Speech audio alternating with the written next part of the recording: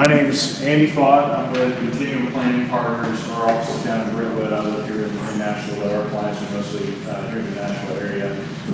We're a comprehensive fee-based financial planning organization. Got to know the village through Mark and Sherry Deutschman, and they asked us to come in and kind of do a series of a few different topics for you all. They said they were getting some questions on various topics, and so what we want to do is just come in and kind of fill you in on some of the things that we help our clients with, so you can kind of see, especially as you take into account the fact that you all are all self-employed. You don't have a salary. Your income is up and down every month. There are good months, bad months, but I'll bet a lot of your bills aren't up and down every month. I'll bet a lot of your bills happen every month, whether you make money that month or not. And so a couple of the most important topics they asked us to talk about were cash flow management and retirement plans. What's the right retirement plan for you? There are a couple different options. There are a few different options you all have. So we're going to talk about pros and cons of each of those. And then at the end, I'll hang around for a while. If you have specific questions on your situation, be happy to answer that. But there's some really neat things with the new tax law as well that we're going to touch on. So if y'all don't mind, we are maybe the most regulated industry besides bankers. So if you don't mind signing in, if we do ask for your email, we will not contact you. We will not sell the email address. That just kind of proves that you all were here. So we won't reach out to you unless you ask us to. So, well, I'm going to dive in. This needs to be interactive. So you have questions, you have specifics. I'm going to try to give some examples. So I don't want to be like the college professor that's just up here lecturing. Please ask questions, be interactive. Let me know what thoughts and questions you have. So to start, if this will go forward, everything that we do in financial planning and everything we try to coach both our clients and just individuals that we help outside of our clients is, always start with the end in mind, right? We start with goals. If you don't have goals, what are you just kind of aimlessly drifting towards who knows where? And so creating financial goals is step one. They don't have to be, things where you're specifically saying, I want to spend less doing that. I want to, budgeting is kind of a dirty word. We don't really like the word budgeting. Or a cash flow spending plan, which what that means really is just being intentional about where your dollars go. If you are making an income and you are much more intentional about where they go, that unintended spending tends to go down, which means that more dollars go where you want them to go versus where they kind of unintentionally went. A really good example right now in today's world is Amazon. How many of you all buy, how many of you have something at least 2 or 3 times a week on your front porch when you get home from Amazon? We probably have one 5 days a week from Amazon. It's, my wife and I try to really track what our spending is, not to be a budget, just to kind of know where it's going. When you understand where your money is going, it's easier to be more intentional about it, so it goes where you want it to go versus where it just happens to be ending up. So just kind of tracking things, being intentional is really important. So what we're going to talk about today is how to identify those priorities, a spending plan. So again, we don't like the word budget, so what's a spending plan? Where are your dollars going? And with uneven income, how do you all maybe make it feel less like uneven income? How can we create it where you have more kind of a salary and bonus structure to your income versus just good months, bad months, good months, bad months, and kind of feeling like feast or famine? My dad was a realtor for 30 years, so I know very well how all this works. Then we're going to talk a little bit about retirement plan options, what you all have at your disposal to be able to use to not only save taxes but set money aside for retirement. And then I'm just briefly going to touch on the type of work that we do as a firm with our clients. So, good? Is that fair? I'm going to try to have you out here right at 11:30. But if there are questions, and I may burn through some of it because of that, but please stop me. Let's talk, and then if I need to stay after, I don't have to be anywhere until 1. So on the priority side, this thing will work. I already talked about just being intentional, but the other side of it is very few people in life can take all of their financial goals, write one check, and just be done with them. Right, so you have to prioritize. Everything in life is about making priorities, doing what's most important first. You all probably do that. We use calendar blocking. I'm a self-employed individual, just like you all are as well. Calendar blocking being the most important things done first, then the other things will just kind of happen. Financial priorities are the same way. You know, you may want to save for retirement, have more cash in the bank, buy a new car, buy a vacation house, put your kids in college. And there are a lot. You start listing out all the potential financial priorities you have. There are a lot of them. And again, very few of you are going to be able to just write one check, be done with, and walk away, and we're good. So how do we prioritize those? What's most important? And a lot of what we look at when it comes to these priorities is scoring. We would rather folks score A's and B's on the test versus, B's and C's on the test versus A's and F's. So let's say you get a report card back, and you had 4 classes, and you had 2 A's and 2 F's. Well, that means you've completely ignored a couple of those areas of your financial life versus all B's and C's. But that's usually where we see people. They graduate from college and have a lot of student loans, and every penny of their excess money is going towards paying down their student loans. They really want to save towards buying something. They really want to save towards a few things. Well, most people will myopically save towards one thing or pay down one debt, and they forget about everything else. Whereas we would rather have folks kind of doing a little bit in a lot of those different areas, so you don't look up and unintentionally you completely ignore something you're very far behind. All right, so also when it comes to financial priorities is be prepared for conflicts, really along the same lines. You may really want to save for retirement and education for a child, but also you really want to buy a lake house, or you want to buy a piece of rental property, or those sometimes can conflict because there aren't enough dollars to go towards all of those goals. So that's again where priorities come into play. And then give yourself enough time and revisit every so often. Very, very few financial decisions are made by making one choice at one time. Most financial goals are reached by making a lot of really small decisions over a really long period of time. And so having that discipline and also revisiting those as tax laws change, family situations change, income changes, expenses change, make sure that you have a practice to revisit those financial priorities every so often. So, thoughts or questions, comments on any of that? Not yet? We'll get to those later. All right, so I'm going to show you what's going to look like a really, really confusing slide, but by the time I kind of explain it, hopefully it'll make more sense. So we're going to go through kind of a general one, and then the next page I'll show you an example of actual numbers of someone, their actual income. So this is what we've developed to help. We work with a lot of business owners and self-employed people. That's primarily who we help. So the ones with enough complexity actually need our help. So we've got to know kind of that inconsistent income very well. So how do we create more consistency through uneven cash flow? And it's through what we call a wealth coordination account. And so there'll be a few different accounts that will kind of come out of this.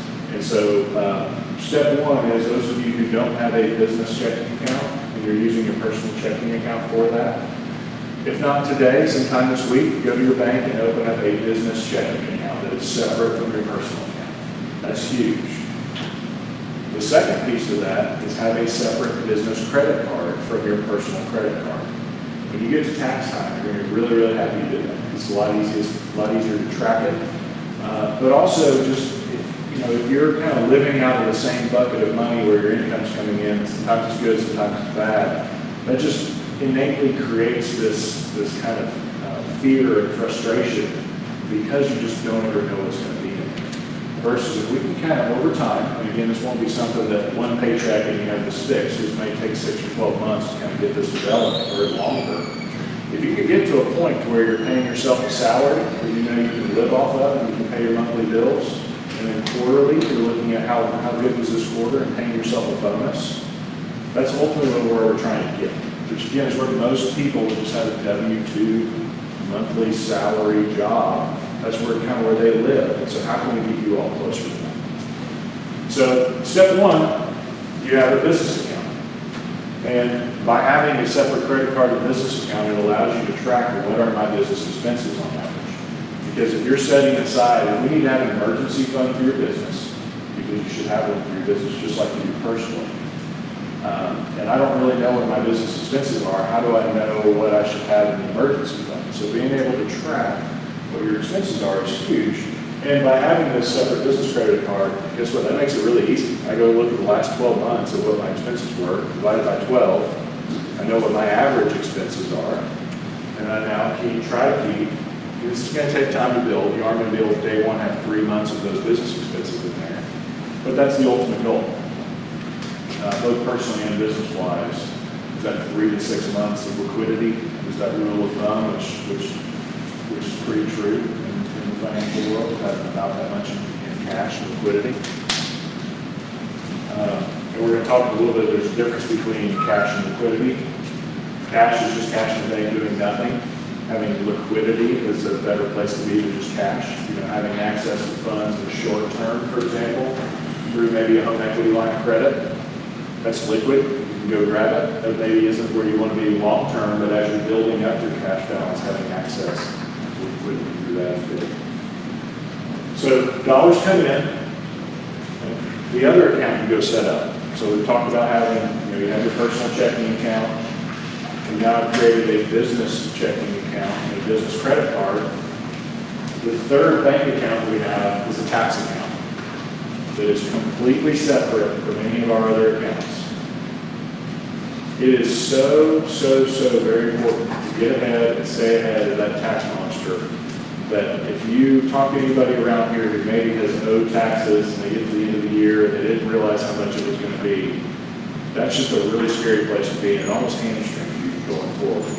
If you think about it, let's say I owe tax money.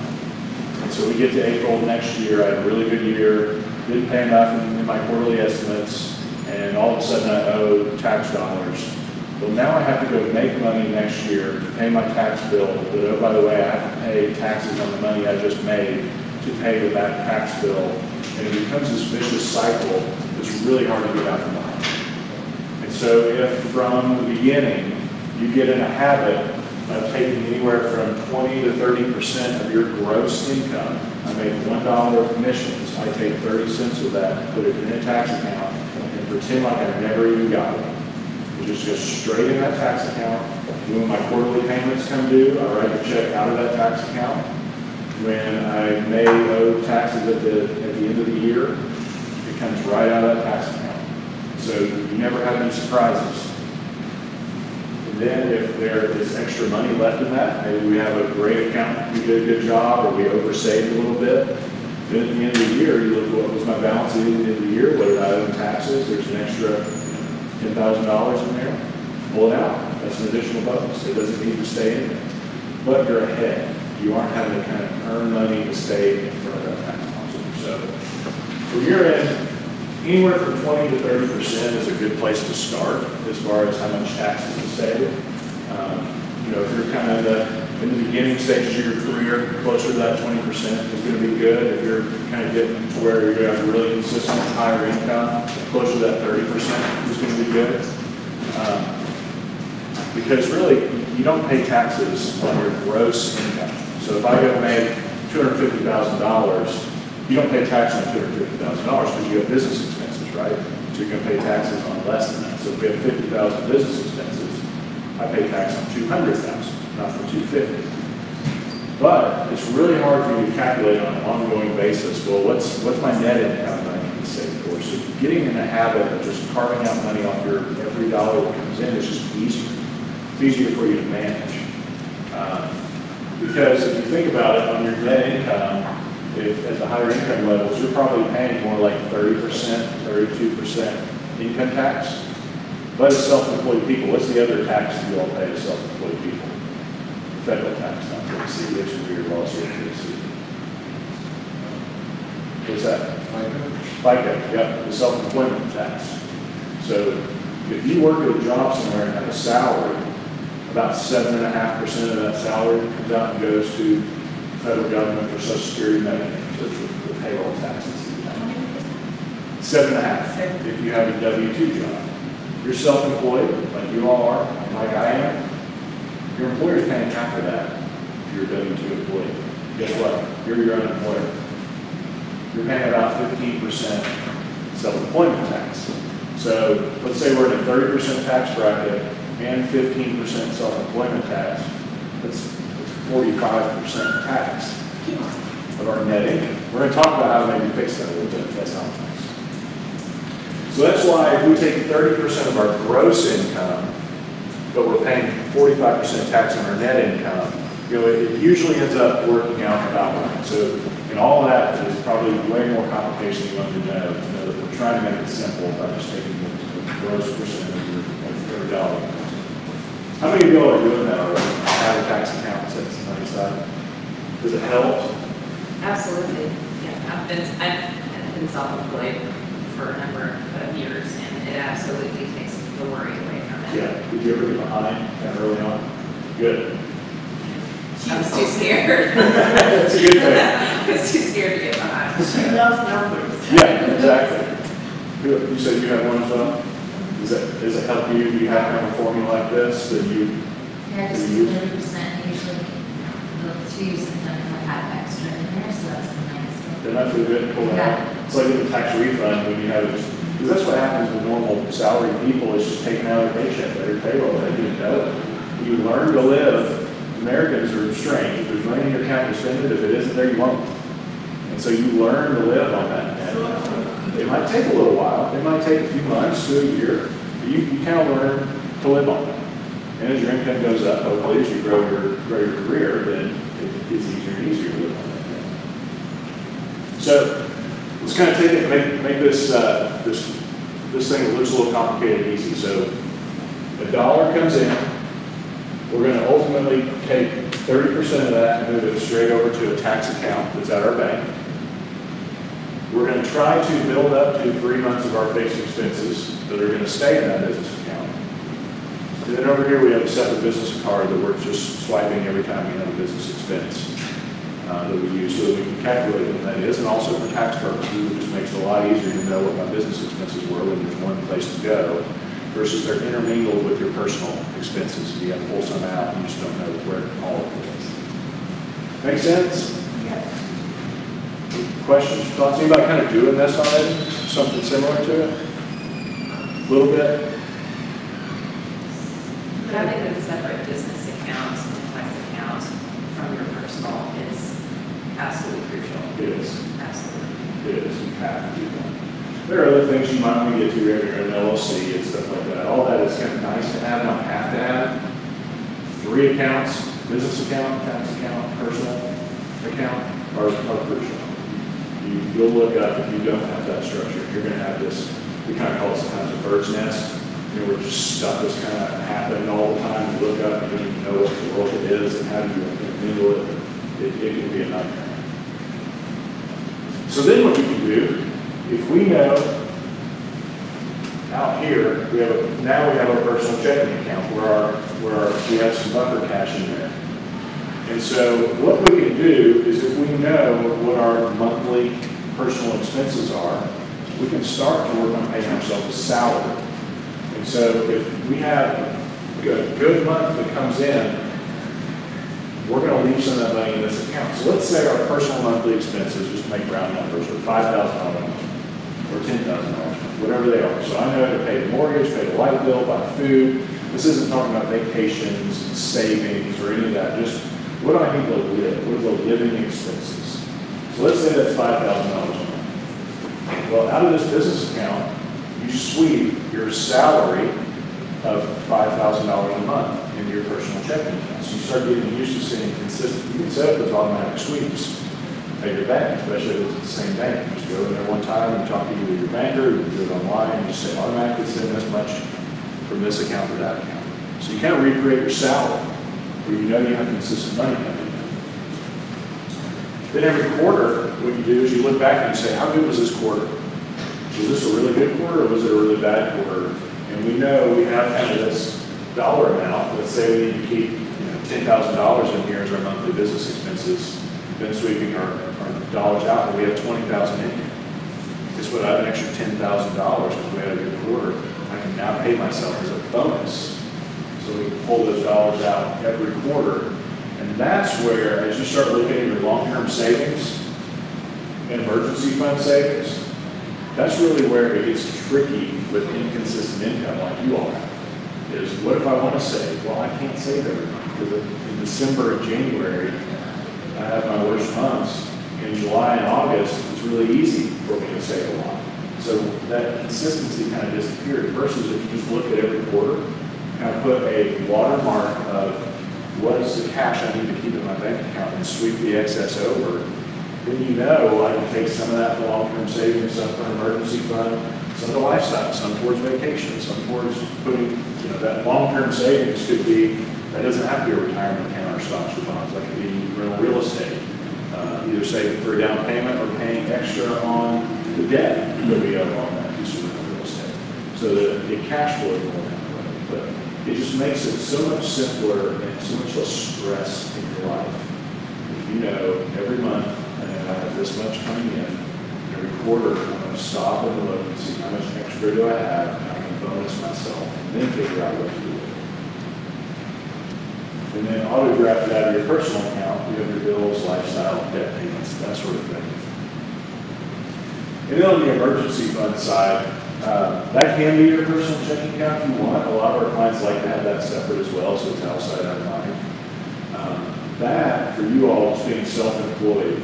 Starting at trying to get to that 3-month level, but ultimately probably going to want to be closer to 6 months, is being truly self-employed. If you're sick, or you're recovering from something, or you just want to take a really long vacation because you've gotten to the point in your career where you can do that, having that 6 months worth of cash allows you to do all of that, right? So that might take you several years to work up to. That's completely fine. Kind of target that 2 to 3 months is where you really want to get, and then as things start rolling, try to get closer to that 6 months worth of cash. So, does that make more sense? Questions, thoughts? Just one final one. What does buffer cash mean? So buffer cash means this is going to kind of move up and down, right? Yes. Like the waves. So you're going to have money coming in, but some of your expenses aren't monthly.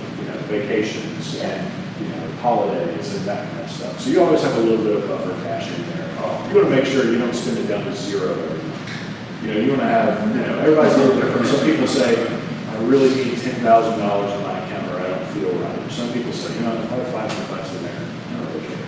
So that's just your kind of personal preference of how much buffer do I feel like I need to have. Don't buffer too much. Right. Well, when you have money out here, if you built it up, you have money in here if you really need to grab it. You want to keep it out here, but if there's a true emergency, you can go grab that money. So you have places in long-term savings, you're building up liquidity out there. You have other places to go for money. So you need less and less buffer cash as you get. So let's look at an example. So this is somebody that did not make $30,000 a month, but they make $360,000 in a given year. So on average, which no months are average, right? Some months will be 5,000 or 6,000. Some of those months will be a big number. So $30,000 is coming in. So if we're taking our 20% off the top, that's $6,000. If you work with your accountant and that needs to be a bigger number, that's a bigger number, but you're taking that out no matter what. I'll tell you in a little bit of the tax side why I think going forward you all are going to be able to put less aside. This new tax law for self-employed people is really going to help. Who knows how long it'll be in effect, but it's in effect now, so we might as well kind of understand how it works. So then over here, let's say our business expenses are about $10,000 a month. We do a lot of marketing, we do a lot of taking people out to dinners and hosting things, and sponsoring things that may be a little high in your world, maybe a little low. But let's say it's about $10,000 a month. So we're going to have somewhere around $20,000, $22,000 in our emergency fund in the business. And then from there, what that leaves is, once that $6,000 is come over, we have our $14,000 available to sweep monthly.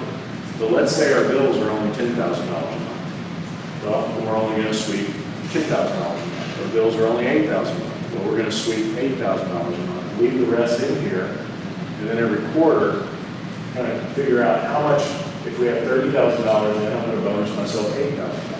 If $50,000 a year, I'm going to bonus the difference in that for $22,000. Then over here, what you can then start doing is every quarter start putting money towards your emergency fund and putting money towards a long-term savings, whether that be retirement plans we're going to talk about in a little bit. Again, it could be rental property, it could be stocks, it could be anything. Other businesses, just true long-term savings, but on a corporate basis. So, make sense? All right, so I won't make you look at a whole lot more numbers, I promise. So let's jump to, this thing will work. Really the two types of retirement plans that you all have available. Make sure I didn't forget anything here. We're good. So as we're looking at retirement plans, you know, I know given what you all do, your kind of unique ability to find opportunities in the real estate world, because that's what you do, so you live and breathe, you're in it every day. However, given the new tax law, there may be a reason you want to try to put more money towards some of these savings vehicles. So one of the biggest things that came out of this new tax law is that anybody that has pass-through income or self-employed income, so if you have an LLC or an S corporation, you have what's called pass-through income. The corporation itself, the LLC doesn't pay its own taxes, that just flows through your personal tax return. Or if you file a Schedule C, which probably most of you do, it's just a self-employed schedule on your tax return. There is a new law that says you're able to reduce the amount of that income by 20% before you calculate how much taxes are owed. All right, so let me give you an example. So let's say we make $250,000 of income. 20% of that is $50,000. So we're able to reduce our net self-employment income by 20%. So instead of us paying tax on $250,000, you're paying it on $200,000. So you're reducing it and then paying the tax on that lesser amount. If you are self-employed. If you're self-employed. Yeah, which everybody in this room is. So this applies to all of them. So, yes? Is that off your gross income It's off your or net. adjusted? So net, okay. Yep, your So net. after your deductions, business expenses and stuff. Yeah. So, yeah, so if you're, you know, at $250,000, you may have $300,000 income, you have $50,000 business expenses, and now you're able to reduce.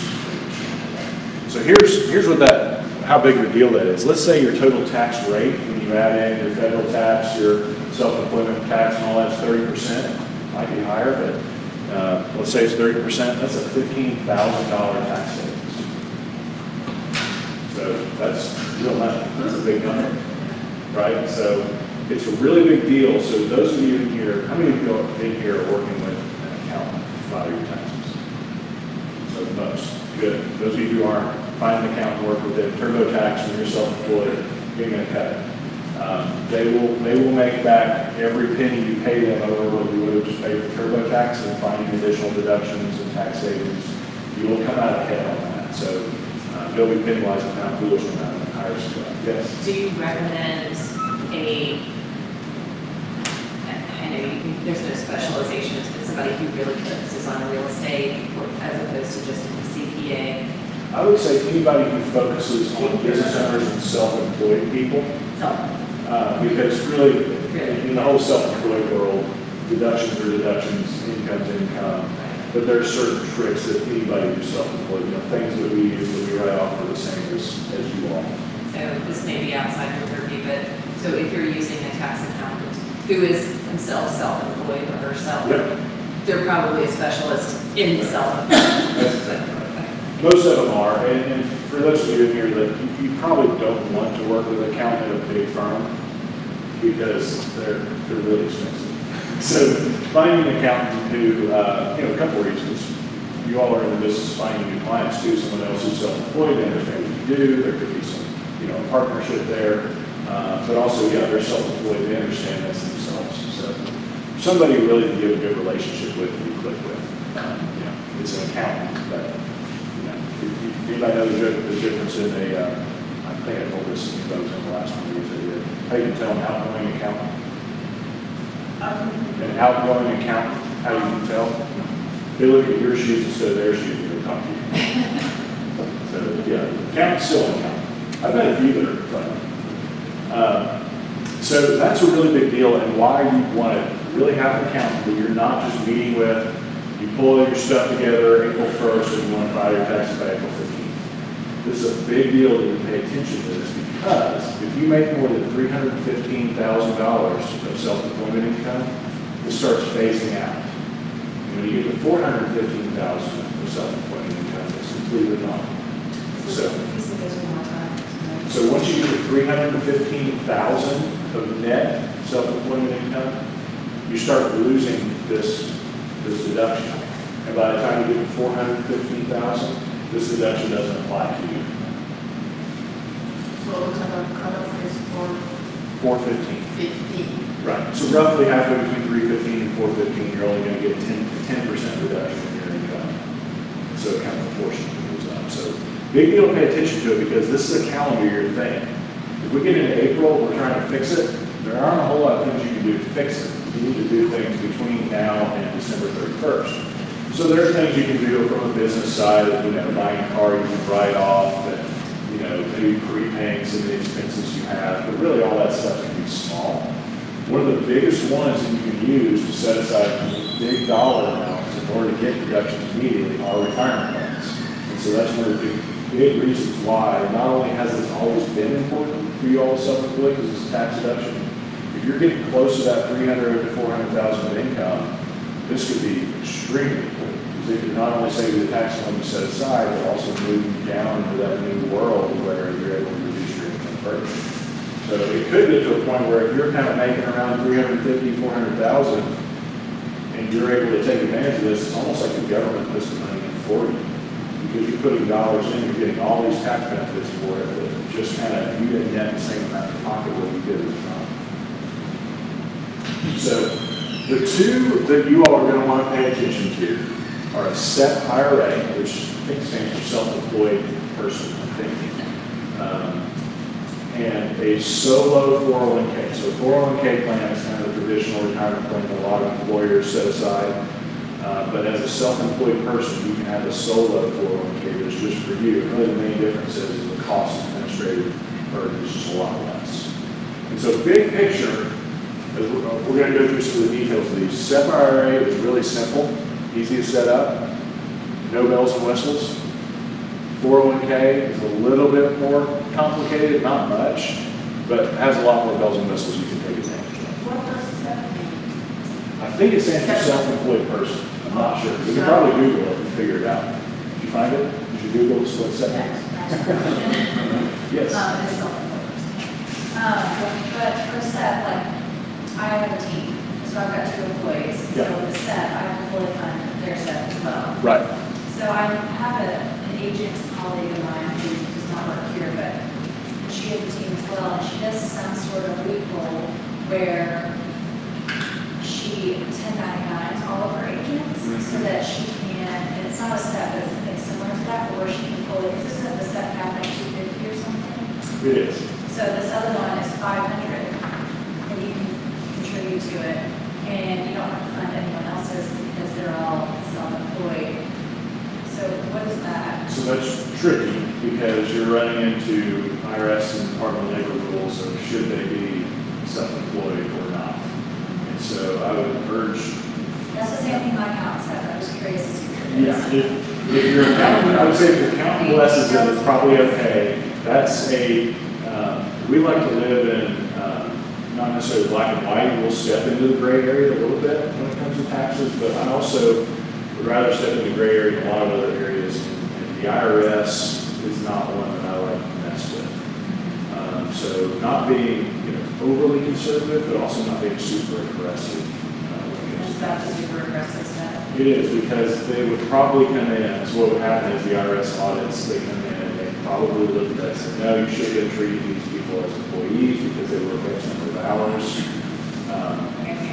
for you. Exactly. Make sure that the contract employees don't have jobs anywhere else, they just work for you and they work, which they're, I don't know what it is on top of my head, the IRS's definition of an employee is a lot less hours than you would think. Yeah. So if you do a SEP and you fund your employees, what is the max for employee contribution? Yeah, let me go through it and I'll make this a little bigger so you guys can see. So let me go through it and maybe come back to that. So I'm going to talk through the 2 options. Because there is a third option I wouldn't even approve today, it's called a simple IRA. That is something else that you might be able to do. So, another question? It's simplified employee pension. There we go. So, simplified employee It pension. says the Google. What is it, simplified? Simplified employee pension. Pension group. So, here's how the SEP works.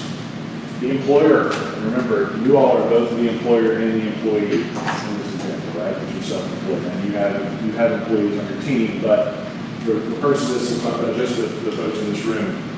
You do have to contribute for any employee you have. This is their definition. Age 21 or older and made a whopping $600 in the previous year. That's an employee, you have to contribute for them. But they had to work in the business in 3 out of the last 5 years. So if you have somebody that's only been with you for a year, they've only been with you for 2 years, you don't have to contribute for them. You have somebody who came to work for you, left, came back, they had to have been with you for 3 years before you have to contribute on their behalf. So that's kind of something to look at where if just the nature of the role is high turnover, it's something you need to look at. If it is, employees that, the other side of looking at the employee side, yes, I should put something away for them is if they've been with you for 5, 10, 15 years, you probably want to put something additional away for them, right? And you can use that in lieu of a bonus or in lieu of salary increases as well. So contributions are tax deductible. And then it's all flexible. And so you decide, I had a good year this year, I'm going to put the max in. Next year I had a bad year, you put less in. Year to year, you decide how much do we put into this plan. So it's very flexible. And really, there's very little, if not even zero, administrative cost to it. You open this account, put money into it, you work with somebody to invest it. It can be set up as a self-directed IRA and invest in real estate. That's really tricky. That's probably a whole other hour class to talk about the pros and cons of doing that. It isn't something you want to completely avoid, but it's also very, very tricky. So it's very flexible. On the employee side, so for 2018, you can put up to, I don't know where these numbers came from, but it does go back to roughly 250,000 of income in the account. So you can put up to 22% of your income for a max of $55,000. So you can get up to $55,000 into this pre-tax. So again, let's go back to that example of somebody who's making $350,000. Now above the $315,000 limit for that new tax benefit, you contribute $50,000 to this, all of a sudden you're below it. So not only are you getting the deduction on the $55,000 you put in, but you're also able to reduce all of the rest of your income by 20% before you pay taxes on it. Right? So it's a big deal to pay attention to those limits. And the other really big benefit to a SEP, so it's flexible. The other flexibility piece to it is you can contribute to it all the way out until you file your taxes. So the solo K, the 401k we're going to look at is a calendar year deal. I have to have all the money I'm going to put into it for this year by December 31st. For a SEP, I can put $0 in it for the full year, fully funded, all the way out. If I file extensions of October of the next year. So you have until you file your taxes. So it gives you a really long time and a lot of flexibility to decide when am I going to put dollars into it. Does that include 22% for the net income, does that include bonuses and everything? It does, yeah. So that is the downside there to a SEP. So if you have employees, very rarely is a SEP what's going to make a lot of sense, because if you put in 22% of your income, you put in 22% of theirs. You put in 10% of your income, you put in 10% of theirs. And so it really ends up being something where there are other retirement plans you can look at where you're going to put less dollars aside for their benefit. 401k, for example, you're usually going to put 3 to 4% of their income away that you're saving on their behalf versus 22%. Big difference.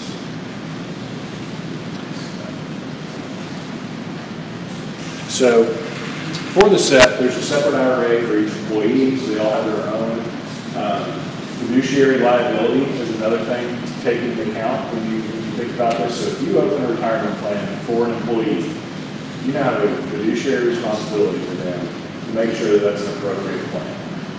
A SEP kind of takes that away. because it's their IRA. You just put money in for them, they get to do whatever the heck they want to do with it. So they can't come back and sue you for saying you gave me poor investment choices. So kind of a small piece for those of you on the team where that could make sense.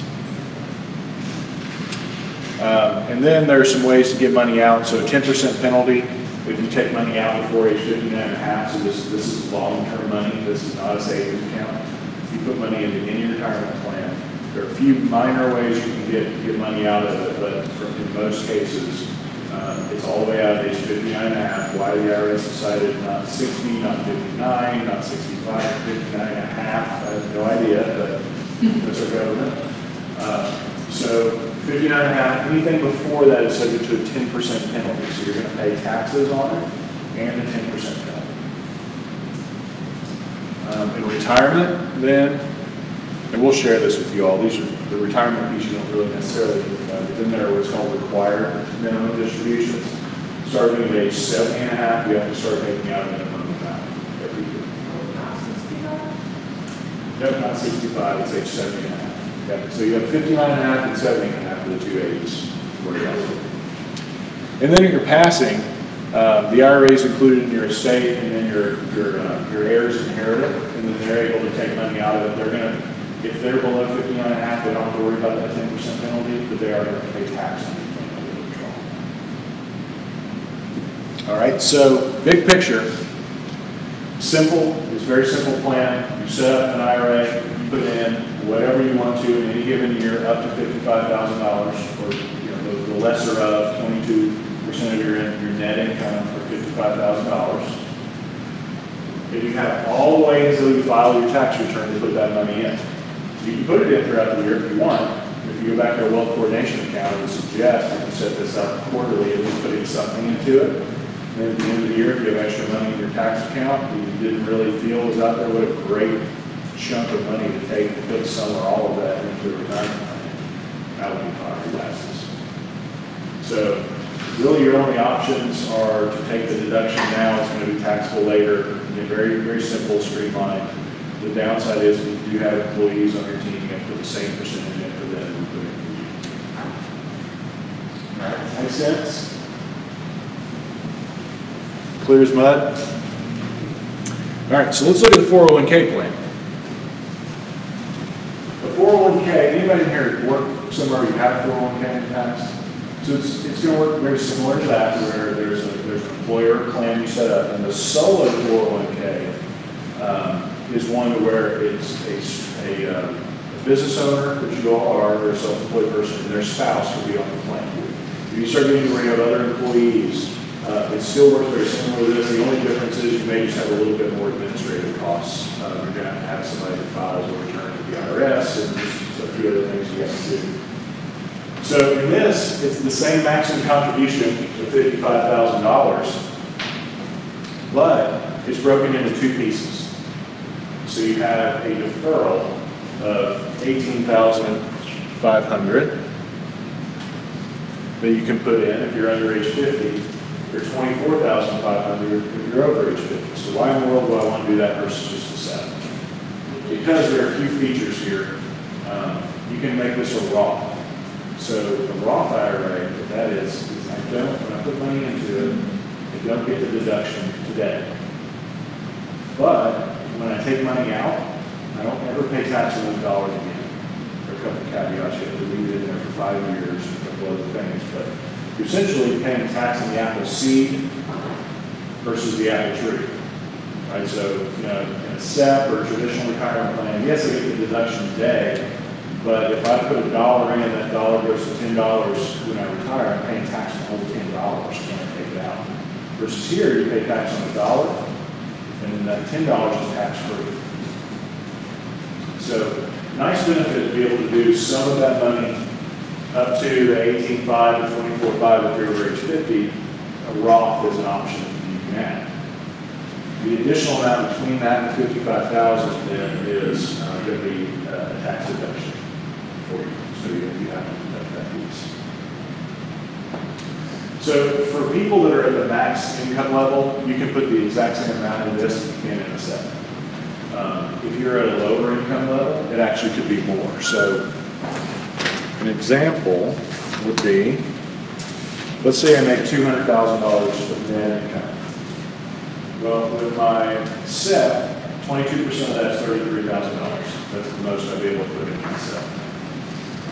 For my 401k, I can defer $18,500 and then put 22% in of the rest of my income for another $26,000. So I got in $44,000. So the SEP, I put in, we're assuming 200,000 income here. I'm putting in 22%, which is 33,000. For the 401k, I can defer the 18.5. I defer that. Now I reduce my 200,000 by that and do 22% of what's left. Your account will do this calculation. You don't even know to do this.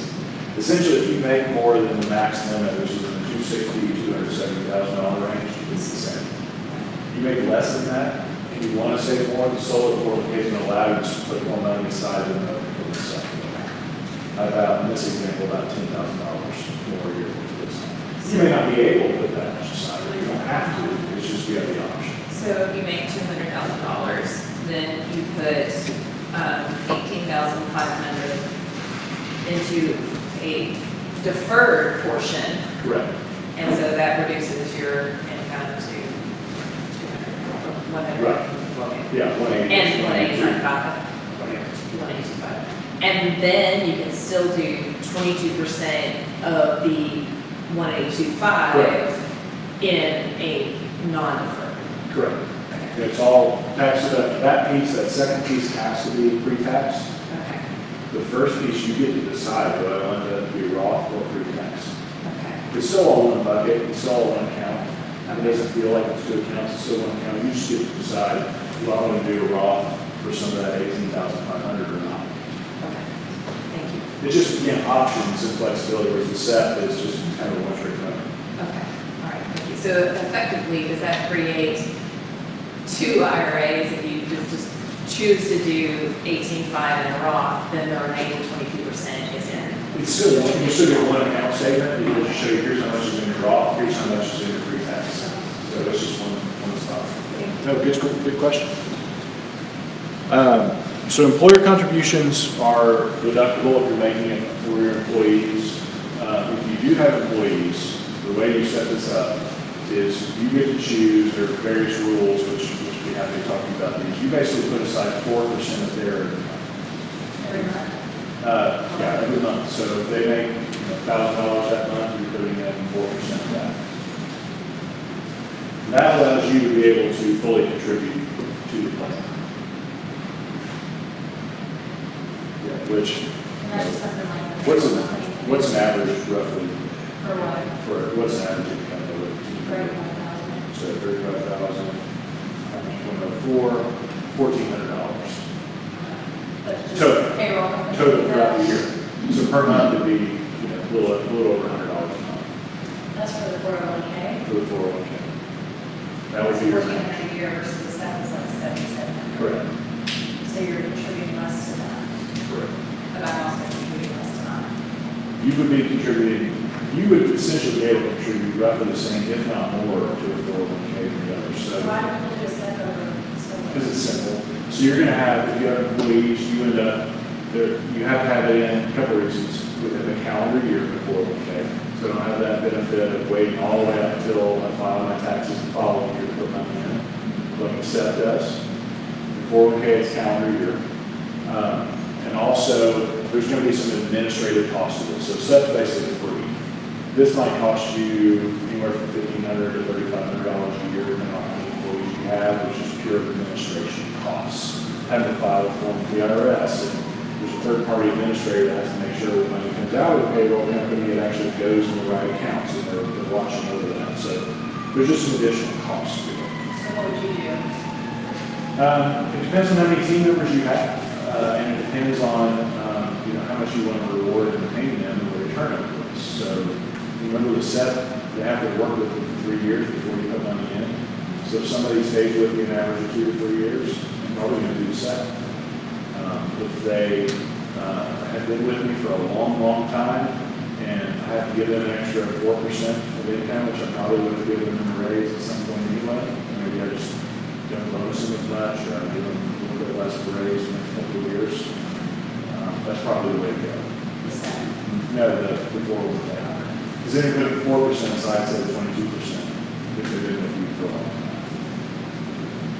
Because if you think about it, you're able to put $55,000 in, right? So let's say you're able to put in $55,000, and you're in a 30. About 55 access for employees. That's for employers as well. So you're technically an employee of your company, so you're in the same boat as they are. So you're able to get them $55,000. So if you put aside $55,000. I'm sorry. That's right. Yeah, they're confusing. Yeah. But I thought there was a 250 max on step. They both have the exact same axis. So you're going to be a pretty similar. Both meaning step versus 401k. Correct. Full tax reason, so. Yeah, they're going to be pretty close. And it's still 55? Correct. So if you can get $55,000 in and you're in a 35% tax bracket, you save about $19,000 in taxes. And you put aside by doing either one of them.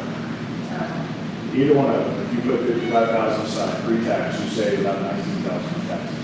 If you put aside $1,400 for one of your employees, you're still pretty far ahead in tax savings.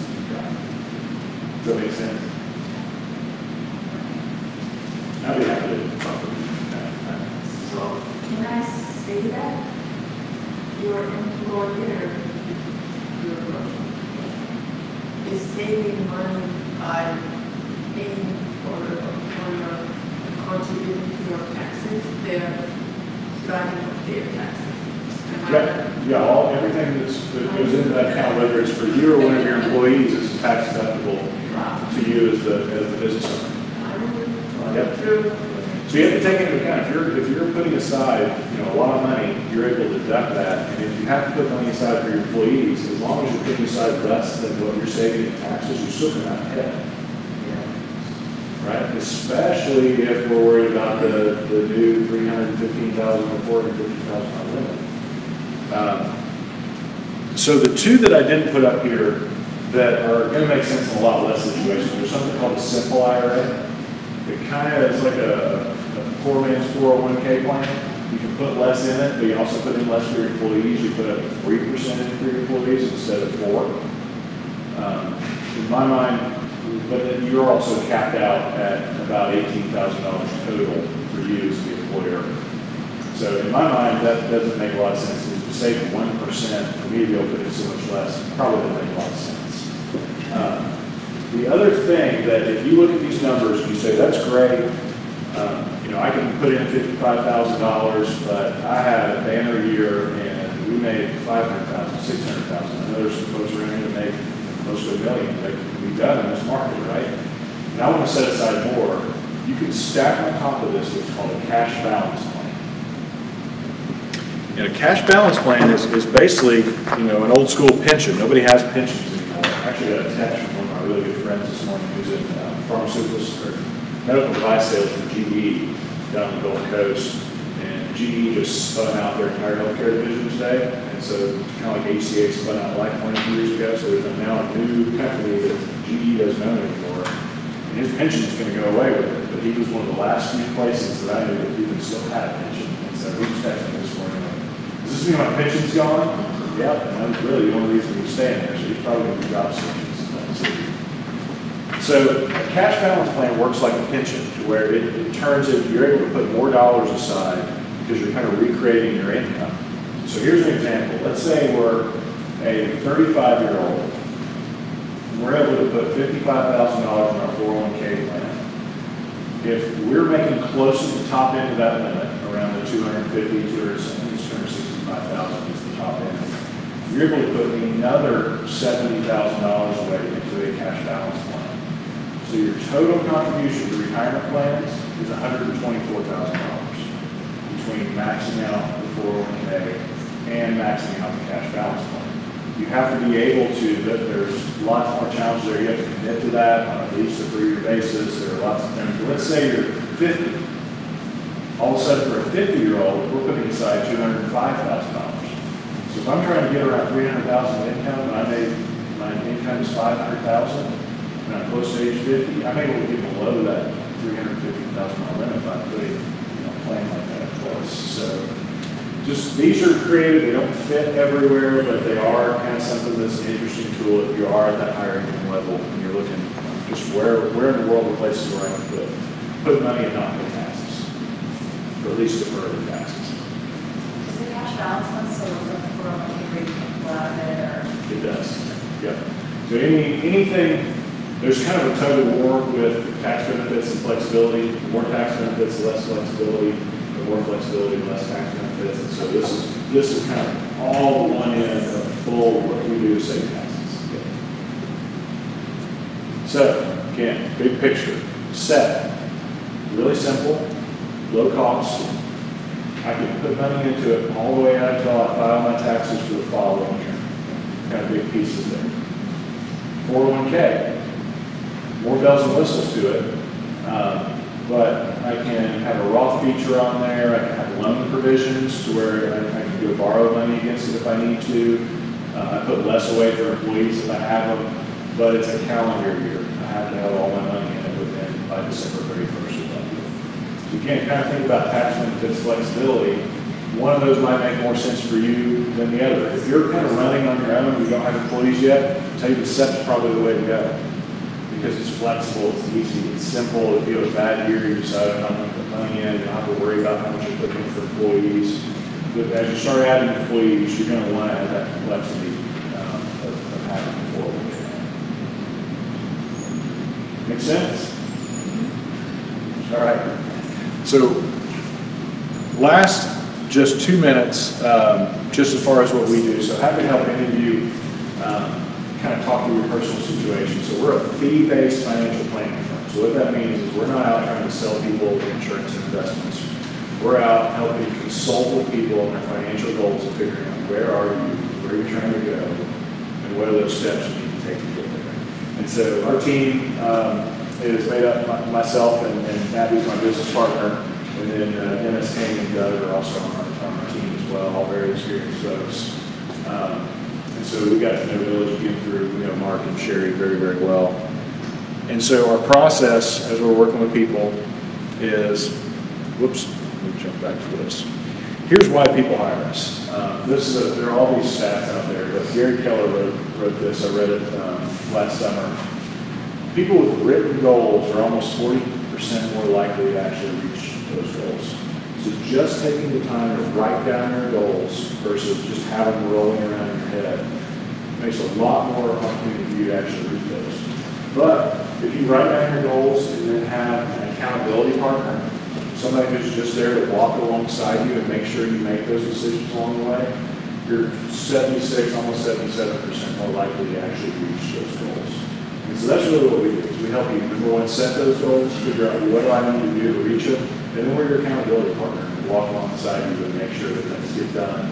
Or as life changes, tax laws change, that we make those tweaks in your plan. So our process on helping people is discovery, figuring out what you have and what you're trying to accomplish. Making sure we have everything right, designing a plan, presenting it, and then the implementation, we come back with a prioritized checklist of what are those things I need to do so that we can meet the ultimate by the time. Because here you go, there's a bunch of stuff good luck, but it's actually helping you walk through those and through the progress review, seeing how you're tracking towards your goals and what changes need to be made. So they asked us to, if anybody's interested, you are absolutely not required to do this, but if anybody's interested in talking with us, we have discounted our fees for working with anybody who's affiliated with Village, about 30% in order to work with anybody who's through here because of a relationship with everybody here. So if you're interested, I'm sorry? Is there a minimum income limit? There really isn't. There really isn't. You might get to a point where you talk to us and say, you know what, I'm not ready for it yet. It'd be more about complexity than it would be income limit. So if anybody's interested, we have kind of enrollment, and we have these letters of interest up here that you can sign. We'll reach out to you. If not, no worries, and we'll be back to do another session, I think, next month. I think that one is going to be on cash management protection type stuff, like what kind of insurances do I need? I think what that one is, I'll verify with Chris, but we'll be back soon. So any questions? 2 minutes. I'm gonna hang around for about another 30 minutes, so if anybody has any specifics, just let me know. Thanks for your time. Thank you so much. Absolutely. Thank you very much.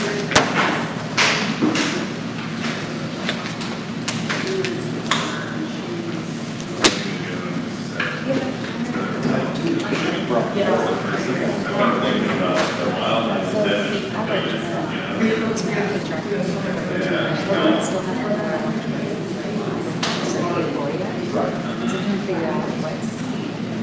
You probably just want to roll with it. Are there fees for running with the set? No. Okay. That's probably what you want to do. Okay. Keep your set in case not flexibility. Yeah. Awesome. I'm gonna give you a call. Perfect. Thanks. Hey, thanks for that. It's nice to meet you. Thanks so much for coming in. I hate that red thing. First of all, can I have your card? Yeah. I think I just gave. Let me just write it down. I don't care. I never have a card anyway, or something that has your contact information. How are you? Thanks. I got two of them. Thanks. Feel that will reach out to you. All right, so a couple of questions. I'll say them out loud in case anybody else has a question. So this says, and I saw in the beginning, it said for the elite stars. What if you're not in that category? Okay, so That was kind of originally who they had talked about us doing things for. Right. I think a lot of other people Yeah. said we want that info. yeah, I mean, across the room it's about half and half of new folks, and some of us either know we're in real estate or not in business or investment stuff. Okay, good to know. Do you have a general guideline of when it makes sense in terms to really get into this? So my husband and I have an aggressive savings plan. He's got a pension, and all this. So we have complexities, and we have some monies, and so but really to take the get the most value out of this relationship. Do you have a net worth estimate of like when it really starts to make sense for somebody in terms of the fee you get and the outcome you get? It's less about network and more about that complexity and that feeling of our time is best spent running and making money and not figuring out all these other things. Right. And that typically happens around 250,000 household income. Okay. People hit that mark. Right. Some people it's higher, some people it's lower. Gotcha. But that's kind of a rough range. And from our end, we want to work with people that want help. Right. Because we Okay. have people we've tried to work with in the past that Right. they just want to take our advice and then not do it. Right. Right. Well, it's hard to get that control back It from is. somebody. I mean, when you've started from nothing and then Right. you have. And we're not stuff. always right. They may, but people that just kind of generally want help. Right. We have various ranges of how we work with people too. So we work with people that have very little complexity that just kind of want some oversight to people that are as complex as you can possibly imagine, which is why we have a whole team, because some of us specialize in different areas. Do you have somebody on your team who specializes or helps with investing in real estate for in retirement accounts? Because you said that's really complicated, in terms of. So I left a Fortune 50 company, so I've got a chunk in now self-directed came from a 401k. That's one of the questions. We all understand, because we get that question all the time. The real estate market in Nashville has been so hot for so long. Everybody wants to know. You can definitely do it. There are a lot of extra, you can't just buy it and then you have to have a trustee or see it. There are things like, it can't be a piece of property where you're going to go in and fix it up. Right. And it has to be what's called self-dealing. So you don't have to have a management company and hire all that stuff. But sometimes just those costs can outweigh, it just doesn't make any sense. If not, you get my profit out of it, now I have to pay out the management company. It's going to be up, just not needed on my profit. So that's something you have to do. And then once you get to age 7.5, you have to start taking part distributions. You have to have a liquidity strategy. Because you're going to start taking money out of it, and you can't just take out pieces of real estate. So, Or part distribution of a house. You take the rent money out, you live off the rent money. well, usually the rent money is, you live off of that, but when you start looking at required distributions, they're typically more than and so, I can't take a piece of side of it. So you just have to be, You gotta be diversified, you can't have it all. everyone has to be a very profitable piece of real estate, because by the time you add in all the management fees and hiring somebody else to fix that and all that stuff, it has to still be cash flow positive. And two, you have to have an exit strategy. As long as you're doing those, there are a couple of companies here in town that do that. Name a couple of them. One of them is, Entrust us. there's a bank here in town that we work with too. Not public, there's a bank that has to be held in there. It is Innovative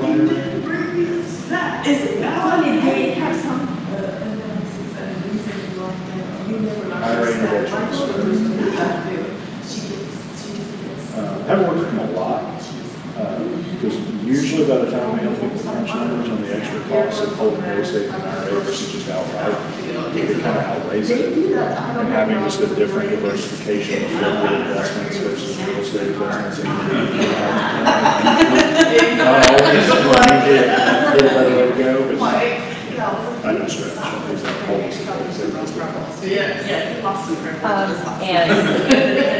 And the question we all get in real estate, what's your commission? You know, basically, do you have just a general guideline of fee structure? Is it related to how, you know, what your net worth is, what your income is, the scope of services? I'm sure it comes into It's based on play. complexity. It's like minimum fees $1,500, typical fees around $2,500. That's the discount. And that's like annual? Okay. Yep. And anytime you want to cancel, you can cancel. Okay. First year is usually up front, because that gets everybody bought in. Sure. Everybody Oh, has you to. gotta have some skin in it, sure. And then the second year on, it becomes a monthly retainer. Cancel it if you want. So it's 1,500, doesn't matter if you got.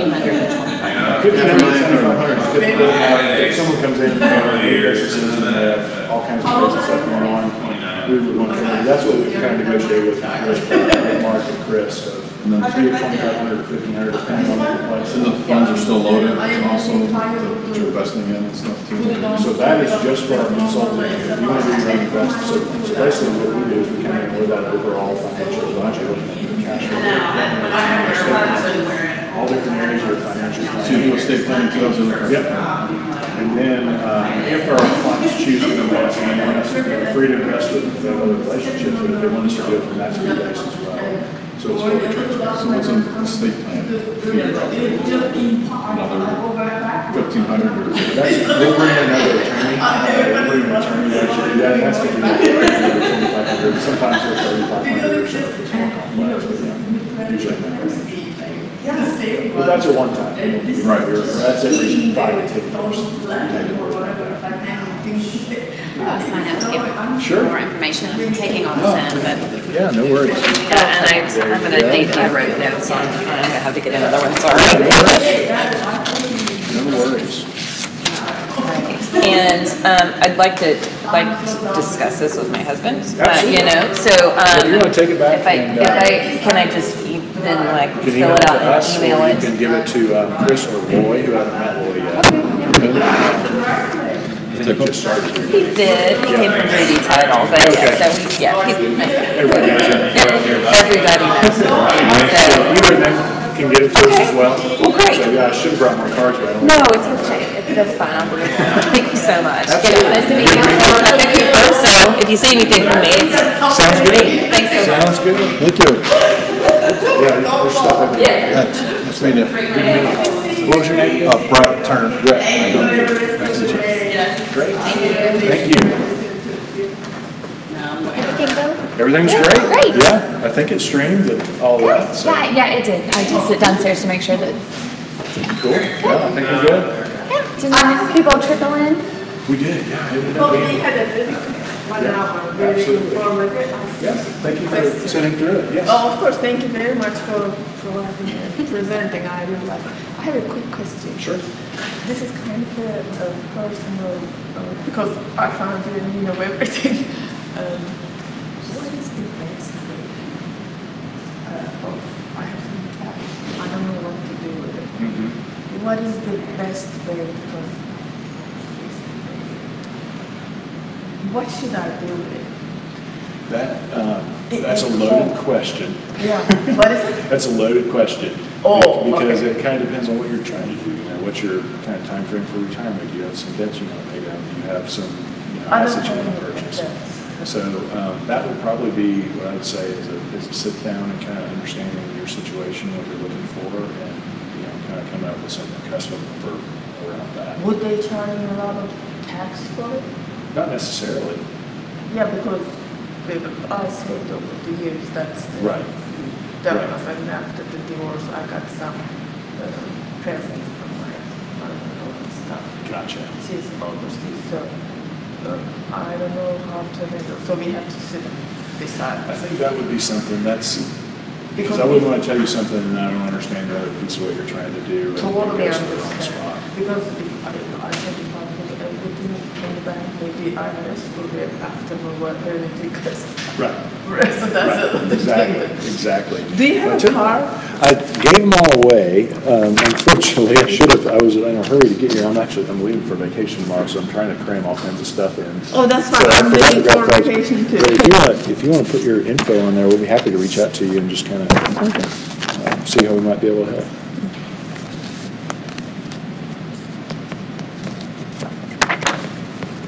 Actually, I put the email in the first page. Oh, okay. Email name, or this is email address? Yeah, if your email's on here. Yeah, it is there. Yeah, that's no worries. Is that okay? Yep, that'll work. So I don't- we'll have someone reach out to you and Yeah. can probably just grab some time with you and sit down and see what you're trying to accomplish and see how we might be able to help. Because Okay. it could be as easy as just telling you a couple things and letting you roll. It may be something where we need to kind of engage further, so we'll Makes see. sense? That Yeah. makes sense too. Good deal. Thank you. Thank you.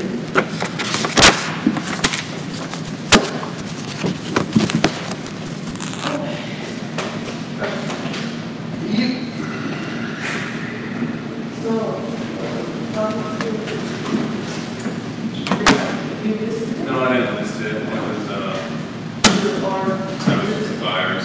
Fires, so it was good.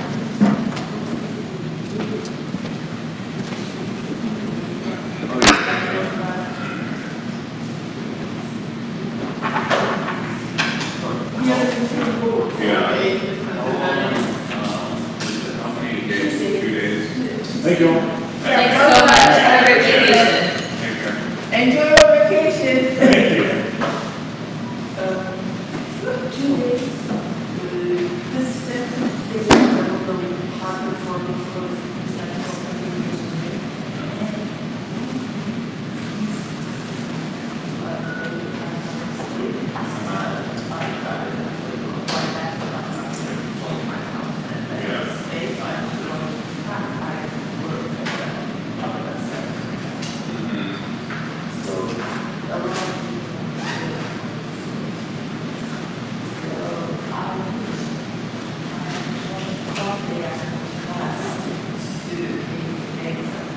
Yeah. But I'm sure you understand better than I do because my father goes to the home. I don't know if there are anything So it was at ABR, right? Yeah, I heard about that. Yeah. And I already filled out my continuing education hours, but I'm gonna end up having 40 credits instead of 16 credits. Is that your iPad over there? Just somebody left your iPad. Is that? Somebody will be looking for it. Yeah. Yeah. I'll come back. Sam, I had a good vacation. No, not yet. I'm on the 11th. I'm going back. I will see the yes. I'm always. Oh, it's busy. How do you have time to do anything? I'm not in the business other than learning. I guess. I'm still on the some meetings I'm trying to do the same one. That's why I find back in there instead of not changing. Since December I was student full time. Yeah. Double major. That's good. Double major. I love it. All right, well, I hope to see you soon. Have a great day. Hey, Rebecca. Thanks.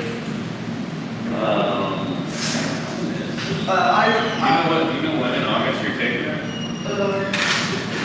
Orangiana, Is it just under classes? Or maybe it's all? let me see, language center, yeah, we have the August 25th. Oh, here you go, I'm sorry. Yes, that's it. When is it? I don't know. Yeah. 16, yeah. But with the, and if you don't pass it, it was not taken on. Nice. So 15 and 16, we should be. Yeah, I'm gonna sign up for that one, yeah. How much is it? I'm not sure, I think it might have been 100. I paid 230 for the shipping. Oh, no, 270. Yeah. It's 270. 2 days. I think the buyer one was like 110, I think it's. No, that was Was 270. it? No, I'm just. If it is 2 days, usually it is 270. But it is worth it, trust me. You know, this is individual, and you stay young and little friend, self fresh. You can act over. Hello. Audie, what's going on? How you doing, man? How you doing? Doing good. It's good. After we don't hear it, it's just start and everything. I don't know how this happened.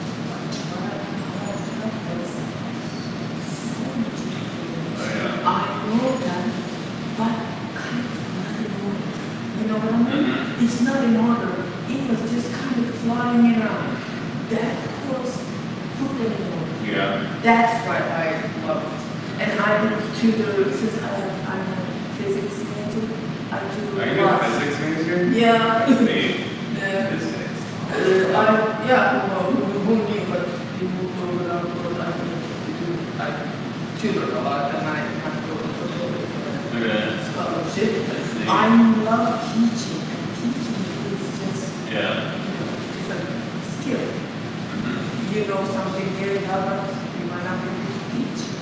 That's why when you're teaching, you make sure that the person is going to get something. Sometimes in Bobby's classes, she knows so much.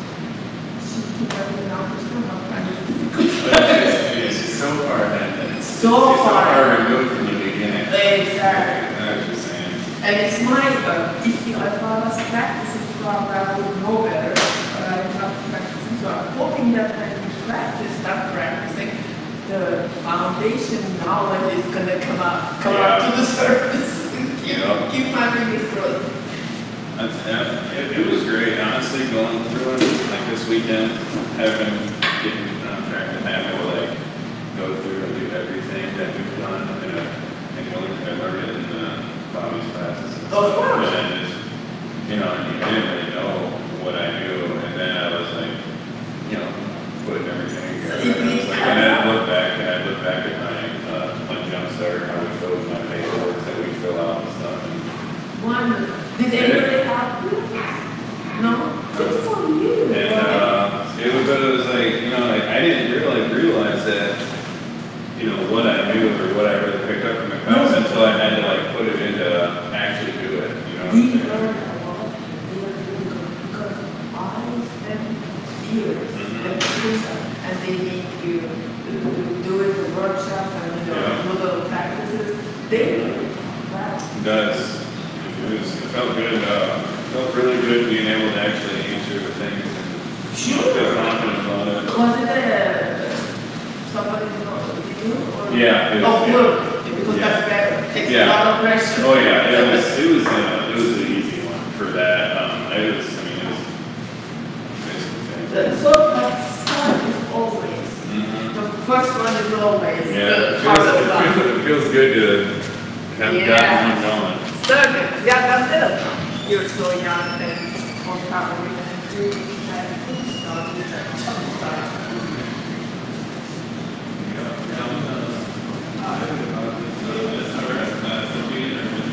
Yeah, there's okay. I don't know if I'm not going yet. Yeah. Okay, bye.